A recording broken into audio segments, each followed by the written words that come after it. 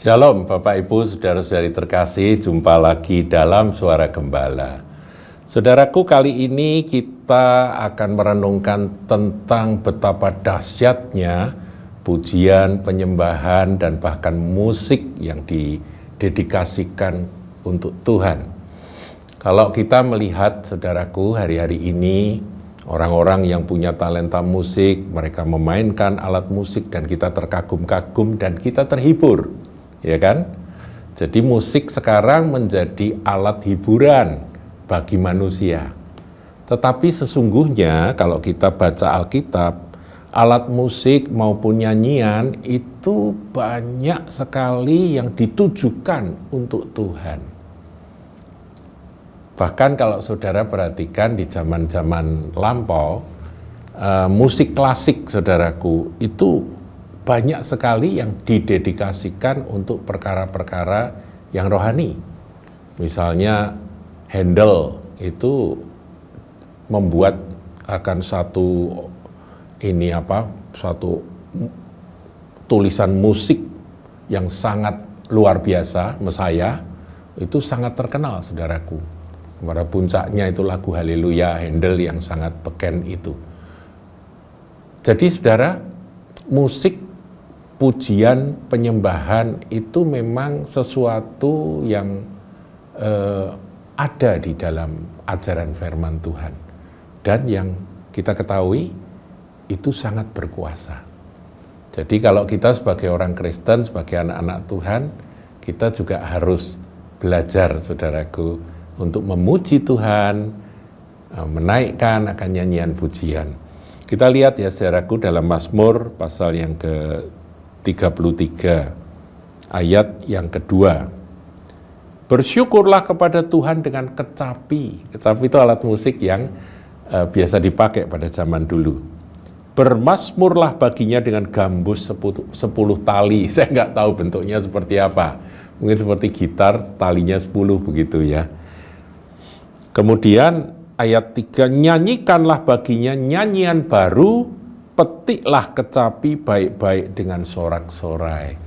Jadi memetik kecapi dengan baik-baik, memainkan kecapi itu dengan sepenuh hati, dengan teliti, dengan sungguh-sungguh, dengan sebaik mungkin, itu merupakan bagian dari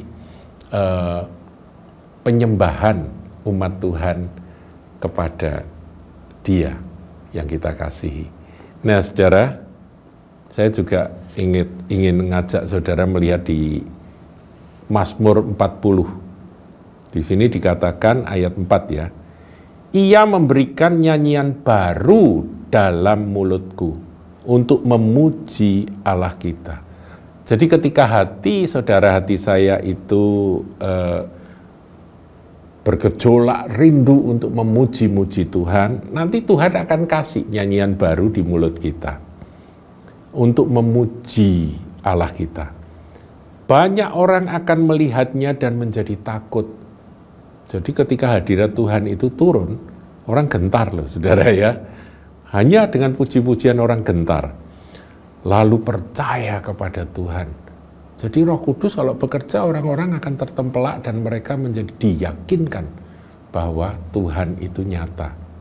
Percaya kepada Tuhan hanya dengan nyanyian baru di mulut orang-orang yang sepenuh hati memuji-muji Tuhan.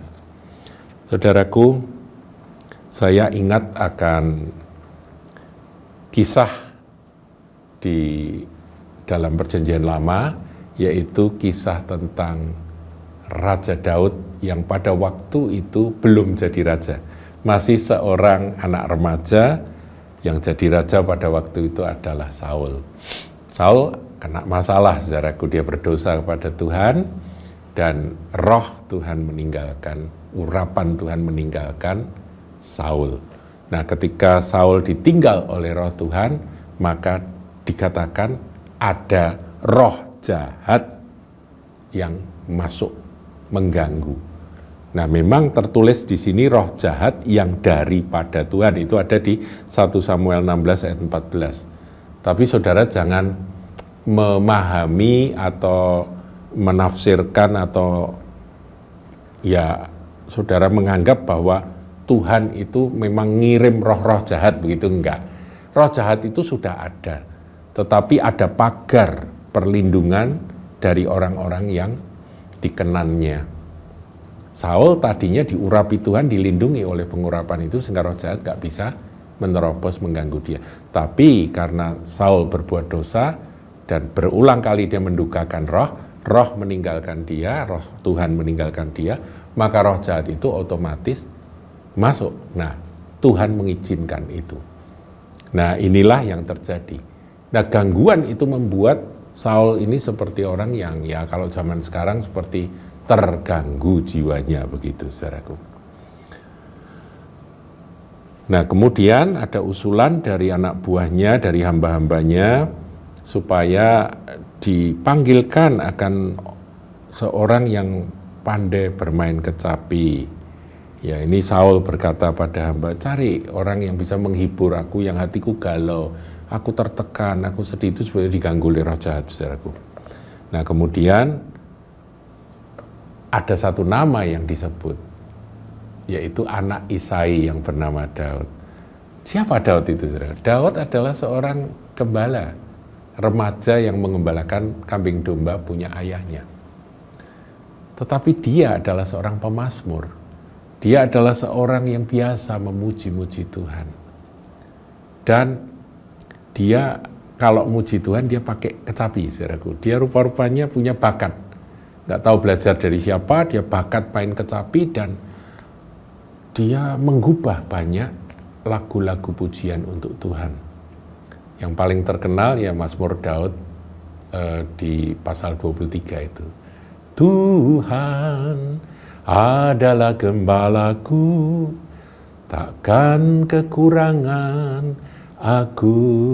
Nah, ini saudaraku, nyanyian-nyanyian yang dinaikkan oleh Daud, remaja Daud itu, rupa-rupanya itu banyak didengar oleh orang-orang sekampungnya dan menjadi terkenal, dan berita itu pun yang disampaikan kepada Raja Saul yang terganggu itu. Dan Saul berkata, ya sudah panggil. Nah, kita lihat ya saudaraku ya, ayat 21 dari 1 Samuel 16. Demikianlah Daud sampai kepada Saul dan menjadi pelayannya. Saul sangat mengasihinya. Jadi saudara, pada awalnya itu Saul sangat mengasihi Daud. Dan ia menjadi pembawa senjatanya. Jadi Daud ini jadi orang dekat dengan raja. Dia membawa senjata.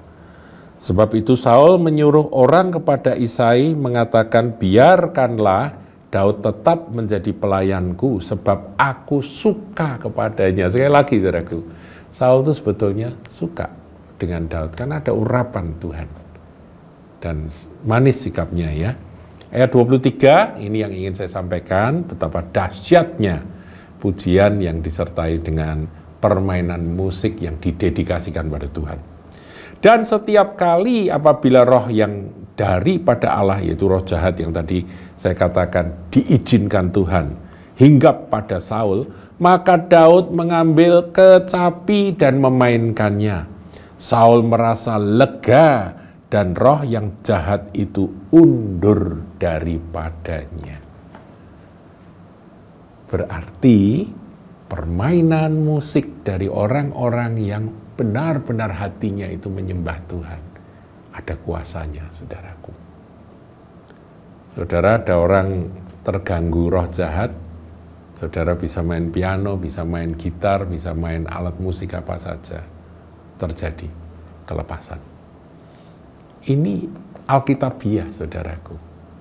Jadi kalau kita ini memuji-muji Tuhan, sebetulnya kita ini sedang membuat semua yang dari si jahat itu menyingkir dari kehidupan kita dan keluarga kita. Sebab itu, saudaraku, mari kita memuji-muji Tuhan. Kita baru belajar, saudara, untuk kembali memuji Tuhan dengan segenap hati, praise and worship setiap minggu sore.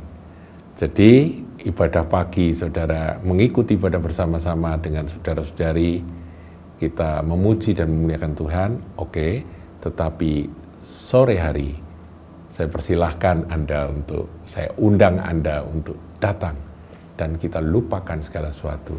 Mari kita meninggikan Dia. Dan saya percaya kuasa jahat dari manapun juga akan menyingkir. Dan hadirat Tuhan, urapan Tuhan, kemuliaan Tuhan akan dinyatakan. Bukankah Dia bertahta di atas puji-pujian umatnya? Tuhan Yesus memberkati.